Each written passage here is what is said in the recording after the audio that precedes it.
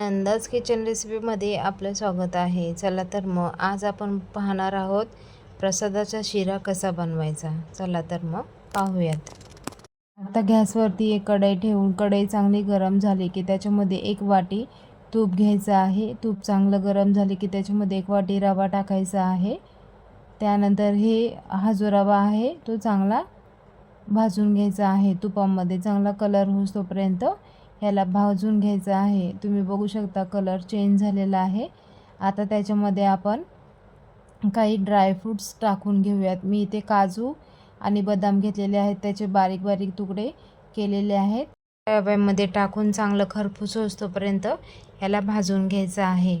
तुम्ही बघू शकता मस्त असे हे खरपूस झालेले आहेत. आता त्याच्यामध्ये आपण एक केळ बारीक करून टाकायचं आहे आणि ते सुद्धा चमच्याच्या साहाय्याने असं पूर्ण मॅश करून घ्यायचे आहे. मॅश करून झाल्यानंतर त्याच्यामध्ये एक वाटी साखर टाकून घ्यायची आहे. तुमच्या आवडीप्रमाणे तुम्ही साखर कमी जास्तही करू शकता.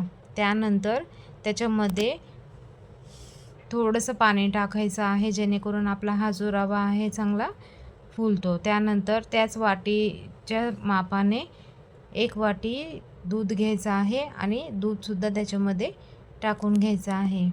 नंतर त्याला चमच्याच्या साहाय्याने असं पूर्ण मिक्स करून घ्यायचं आहे आणि झाकण ठेवून त्याला शिजण्यासाठी ठेवून देऊयात आपण. आता तुम्ही बघू शकता रवा चांगला शिजून तयार झालेला आहे. आता त्याच्यामध्ये आपण विलायची पूड टाकून घेऊयात.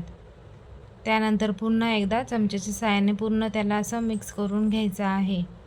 तुम्ही बघू शकता मस्त आपला हा जो प्रसादाचा जो शिरा आहे तो बनवून तयार झालेला आहे. मस्त आपला हा जो शिरा आहे तो बनवून तयार झालेला आहे.